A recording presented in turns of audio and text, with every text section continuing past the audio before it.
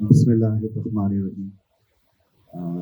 باتیں بہت ہوئی, اچھی بھی ہوئی اور کچھ لوگوں کے لیے گراں بھی گزری ہوں گی ڈیفینیٹلی. میں زیادہ وقت لینا نہیں چاہوں گا, لیکن چونکہ یہاں پہ ایک بڑی سنجیدہ آڈینس ہے تو میں اس سے استفادہ بھی ضرور حاصل کرنا چاہوں گا. تو سب سے پہلے آج 13 جولائی کا جو دن ہے اس حوالے سے تو یوتھ فورم آف کشمیر نے اور ایک بامانی ٹاپک کے اوپر ڈبیٹ رکھی یا آپ کو مختلف جگہوں سے یہاں پر بلایا اور ایک سنکرنائزیشن ایفرٹ کے لیے کام کرنا شروع کیا. تو میں یہ کہتا ہوں کہ دیکھیں, جب بھی کوئی اسپیکر آ رہا تھا تو میں تالی بجانے میں سب سے پہلے کوشش کر رہا تھا, لیکن ہماری تالیوں میں سنکرنائزیشن نہیں تھی, تو یہ ایفرٹ بڑا مشکل اور دیر پا ہوگا, تو اس کے لیے تیار رہنا چاہیے. دوسری بات, آج چونکہ 13 جولائی 1931 کی یاد میں ہم یہاں کھڑے اور اس کو ہم آبزرو کر رہے ہیں, تو میرے خیال میں ان کو سب سے اچھا خراج عقیدت یہ ہے کہ ہم کھڑے ہو کر, میں ان کے نام لیتا ہوں 23 لوگوں کے, وہ 22 لوگ نہیں تھے, وہ 23 لوگ تھے. یہ غلط انٹرپریٹ ہوتا ہے, ہمیشہ غلط مس کمیونیکیشن آپ کے تک پہنچتی ہے. تو 23 لوگوں کے میں نام لینا چاہوں گا تاکہ آپ کی انفارمیشن میں بھی اضافہ ہو. جو ایک قلعہ ہے کہ آپ انفارمیشن کا فلو جو ہے وہ کسی محدود طبقے تک رہتا ہے, ایک تو وہ ہو, اور اس کے علاوہ یہ ہے کہ ہم ان کو خراج عقیدت بھی پیش کر سکیں. پلیز اگر آپ سب کھڑے ہو سکیں. شہداء کے نام ہیں, یہ سری نگر جو ان کا مزار ہے وہاں سے تختی ہے, میں اس کو پڑھتا ہوں. ان کے جو نام ہیں, امبرجو جند گرو, اکبر ڈار, غلام محمد تیلی, محمد سبحان راتھر, محمد عبداللہ اینگر, محمد عبداللہ لون, محمد عثمان مگر, عبد الخالق شورا, محمد رمضان چولا, عبد الاحد بٹ, محمد سلطان خان, نصر الدین, عبد السلام حجام, محمد اکبر, غلام نبی کلوال, محمد عبداللہ نجار, غلام محمد صوفی, محمد سبحان خان, غلام محمد نقاش, عبد الغنی مکائی, غلام محمد حلوائی اور غلام رسول دولہ اور غلام قادر بٹ. بہت بہت شکریہ. ہم ان تمام لوگوں کو خراج تحسین پیش کرتے ہیں اور ان کو پلیز اور ان کو یقین دلاتے ہیں کہ جو تحریک انہوں نے 1931 میں مہاراجا ڈوگرا کے ظلم و ستم کے خلاف شروع کی تھی, انشاءاللہ تعالی وہ رائٹ ٹو سیلف ڈٹرمنیشن کی تحریک تھی, وہ اپنی بات خود کہنے کی تحریک تھی. جب تک ہم یہ خاص حق انٹرنیشنل فورمز پہ نہیں حاصل کرتے, انشاءاللہ تعالی اس کو جاری و ساری رکھیں گے. یہاں پہ بہت باتیں ہوئی ہیں, یہاں پہ ڈفرینٹ کلچرل, سائیکولوجیکل, میڈیکل اور باقی تمام اسپیکٹس کو, ہیومن رائٹس اسپیکٹس کو بھی لیا گیا ہے. لیکن میں آپ کو بتاتا ہوں, وی کوڈ کمپرومائز, کشمیریوں نے 70 سال میں یہ ثابت کیا ہے کہ we could compromise any other right for our right to self determination. جب تک ہمیں right to self determination نہیں ملے گا تب تک ہم کوئی بھی اپنا حق, چاہے وہ بولنے کا حق ہو, چاہے کسی بھی قسم کا, لیکن right to self determination کے حق کے آگے کوئی بھی حق ہم کمپرومائز کر سکتے ہیں, لیکن right to self determination کا حق کمپرومائز نہیں کریں گے. تو یہاں پہ کشمیر کی کیسنگ ہے, Kashmir dispute. It's not necessary کہ آپ میرے سے دیکھو, اور اٹس ناٹ نیسیسری کہ میں صحیح بات شاید کہہ رہا ہوں, لیکن میری جو اپنی انڈرسٹینڈنگ ہے میں اس کے حوالے سے آپ تک بات پہنچاتا ہوں. ہیومن رائٹس کی جو بات ہے, ہیومن رائٹس کی جب آپ بات کرتے ہیں تو پھر انڈیا کو موقع ملتا ہے, تب وہ اکویٹ کرتا ہے human rights that are being they are being curtailed, they are being repressed in any area of the world. میں پاکستان کا نام نہیں لیتا, کسی بھی جگہ پہ, وہ دوسری کہانی ہے. human rights is the secondary issue. the actual issue is right to self determination. اور یہاں پر بات کی گئی موٹیویشن کی, تو جو موٹیویشن ہے, جو آئیڈیالوجی ہے, وہ بڑی کلیئر ہے, اور وہ آج کی نہیں ہے, وہ آج کی آئیڈیالوجی نہیں ہے, یا آپ کہیں کہ یہ کل پرسوں یا کوئی 1-2 سال یا 10 سال کی بات ہے. یہ قصہ جو ہے پاکستان بننے سے پہلے کا ہے. یہ 19 جولائی 1947 جو ریزولوشن پاس ہوئی, کشمیریوں کے نمائندوں نے ریزولوشن پاس کی, اور انہوں نے یہ بات کی, انہوں نے مذہب کو ایک فیکٹر ضرور رکھا ہے you must remember that religion is one of the factors. It is not the sole factors for the Kashmir's resistance movement. 19 जुलाई 1947 की जो रेजोल्यूशन है, जिसका दिन हम आगे 19 जुलाई को इंशाल्लाह मनाएंगे भी, उसमें क्या लिखा गया? उसमें कहा गया कि जोग्राफियाई हैयत, जियोग्राफिकल प्रॉक्सिमिटी एक सबसे बड़ा आंसर, जो पार्टीशन के प्लान की भी एक बुनियाद थी. जियोग्राफिकल प्रॉक्सिमिटी, 80% मुस्लिम पॉपुलेशन, फिर उसके अलावा तहजीब और तमद्दुन के पाकिस्तान के साथ रिश्ते कश्मीर के, और 5 दरियाओं की गुजरगाह जो पाकिस्तान की तरफ आती है.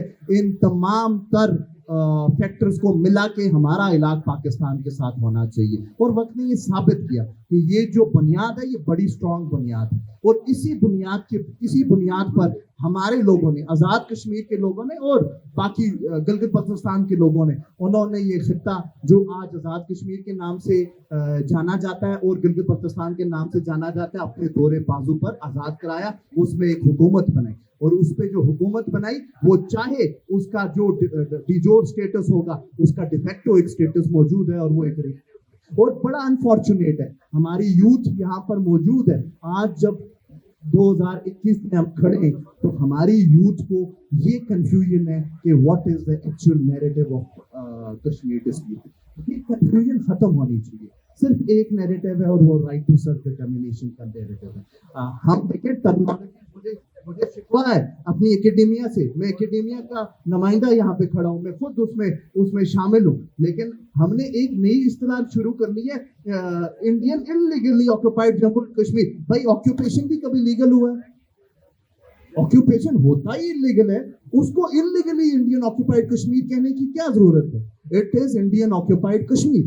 It was in 1947 it started and it is still Indian occupied Kashmir. कोई जरूरत नहीं है उसको Indian illegal occupied Jammu and Kashmir कहने की. You are again giving some kind of confusion. You are again creating some kind of confusion in the minds of this youth. तो ये terminology बड़ी important है. यहाँ पर भी बात की गई, मैं स्पीकर्स को बात नहीं करता उन स्पीकर्स के हवाले से, लेकिन मैं ये जरूर कहूँगा कि जब हमारी यूथ, और ये जो यूथ है ये पूरा पाकिस्तान रिप्रेजेंट अगर नहीं भी करती तो 70% पाकिस्तान को जरूर रिप्रेजेंट करती है. इस यूथ को बड़ा सेंसिटिव होना चाहिए मसला कश्मीर की टर्मिनोलॉजी इस्तेमाल करने के लिए. ये ट्रेनिंग की जरूरत है जो यूथ फोरम ऑफ कश्मीर कर रहा है. मुझे खुशी है कि आज कल्चरल एस्पेक्ट्स के ऊपर, साइकोलॉजिकल एस्पेक्ट के ऊपर और सारे एस्पेक्ट्स के ऊपर बात की गई है, और हमें एक दूसरे को जानने पहचानने का भी मौका मिला, और हमें आपके डिफरेंट नैरेटिव्स का भी पता चला. और ये देखें, ये जो सोच है इंडिया के हवाले से, ये कोई आज की सोच नहीं है. ये देखें 1947 में या 48 में गांधी साहब खुद इस सोच का जो है ना वो शिकार हुए और गोडसे ने उनको कत्ल किया. और ये हिंदुत्व, ये जो आइडियोलॉजी है, गोवालकर का नाम लिया गया, सावरकर का नाम लिया गया, या दीगर जितने भी ये आज के मॉडर्न फाशिस्ट हिंदुत्व आइडियोलॉजी रखने वाले लोग हैं, ये कभी भी ये आप मैं वैसे for the sake of this making a case, हम अगर मान लें कि हम कश्मीर को सरेंडर कर लेते, वैसे यहाँ पे बात की गई कि कश्मीर को सरेंडर, कोई कश्मीर को सरेंडर नहीं किया गया, या ना हुकूमत पाकिस्तान ने किया है, ना हमारे इदारों ने किया है. इदारों से यहाँ कुछ लोग डरते भी हैं, हम खुद इदारा हैं, कोई मसला नहीं है, ये हमारे इदारे हैं, ये पाकिस्तान है, ये हमारे इदारे हैं, कहीं किसी को कुछ नहीं कहते. वीगो वो सामने खड़ी है, वो हमारी है, कोई मसला नहीं है.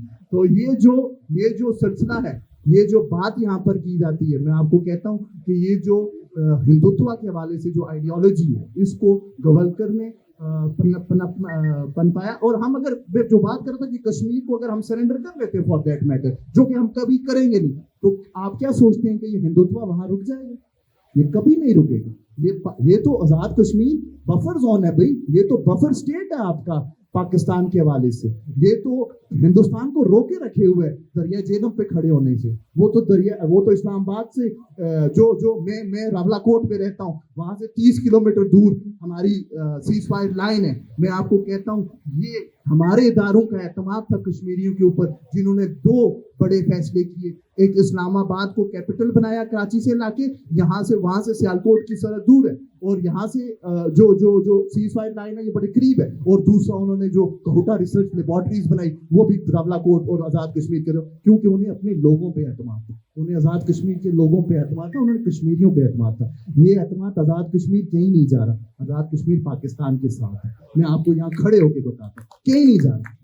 ये सारी बातें जो हैं, ये एक नैरेटिव शुरू होता है जाती उमरा से और मुजफ्फराबाद से कार तक जाता है। ये कोई ऐसी बात नहीं। ये सिलसिला ये सिर्फ पॉलिटिकल माइलेजेस हासिल करने के लिए बात है। आज अनफॉर्चुनेटली मैं इलेक्शन कैंपेन का हिस्सा हूं। मैं आपको बताता हूं, ये जो तीनों बड़ी पार्टियां हैं, ये अपने पॉलिटिकल माइलेजेस हासिल करने के लिए आजाद कश्मीर को बैटल ग्राउंड बना रही है। बल्कि मोदी के बारे में बात करनी चाहिए थी, आज इमरान खान के बारे में बात हो रही है। मुझे अफसोस होता है भाई, हमने जो फैसला 1947 में किया है वो रियासत पाकिस्तान के साथ किए, उसके साथ खड़े और इंशाअल्लाह ताला उसका फैसला जो राइट टू सेल्फ डिटर्मिनेशन है वोट की बुनियाद पर लेकर कोई फैसला काम लेंगे। कोई इतना आसान काम नहीं है कि इसको बेचा जा सकता है या इसके बारे में कोई बात की जा सकती है। हाँ, जो बातें हुई हैं, मैं ज्यादा वक्त देना नहीं चाहता, लेकिन कुछ चीजें हैं जो नैरेटिव के वाले से बात हुई। हम नैरेटिव बनाने में कमजोर हैं। We do have the best case to plead, but we are the worst advertisers. ये मेरे लिए बड़ा अफसोसनाक अमल है। क्यों? मैं कहता हूं कि देखें, डिसइंफो लैब, बाकी बातें तो बात की हैं, डिसइंफो लैब ये रीसेंट है।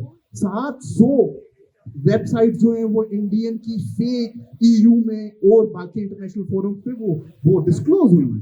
हमने उसके ऊपर कितना एक नैरेटिव बनाया। आप में से कितने लोग हैं जिन्होंने डिसइंफो लैब को पढ़ा है, रिपोर्ट को पढ़ा है? यूथ है माशाल्लाह, पॉलिसी मेकिंग के इदारे में बैठी है। मैं इसको पॉलिसी मेकिंग का इदारा कहता हूँ। ये यूथ है, किसने डिसइंफो लैब की रिपोर्ट को पढ़ा है? एक या दो ने मेरे ख्याल में। बड़ा अफसोसनाक अमल है। डिसइंफो लैब को पढ़ें, सिर्फ डिसइंफो लैब की रिपोर्ट को नहीं पढ़ें, यूनाइटेड नेशंस की 2018 और 2019 की उनको ह्यूमन राइट्स की जो रिपोर्ट्स हैं उनको भी पढ़ें। और उसमें आपके करने का बड़ा काम है। उसमें आपके करने का गिलगित बल्तिस्तान के हवाले से काउंटर नैरेटिव बनाने का काम आपके जिम्मे है। आजाद कश्मीर के हवाले से नैरेटिव बनाने का मेरे जिम्मे है। और ये हम काम कहीं ना कहीं करते हैं, लेकिन उतना नहीं करते। फिर भी ये तमाम चीजें जो नैरेटिव के हवाले से बात की गई, जो ये बातें की गई, मैं ये कहूँगा कि आज अफसोस के साथ 13 जुलाई के हवाले से मैं कोई डॉक्यूमेंट्री पाकिस्तानी पर्सपेक्टिव से या अपने पर्सपेक्टिव से देखना चाह रहा था, लेकिन वैसी कोई डॉक्यूमेंट्री मुझे यूट्यूब पे कोई प्रेजेंटेबल डॉक्यूमेंट्री नहीं मिली।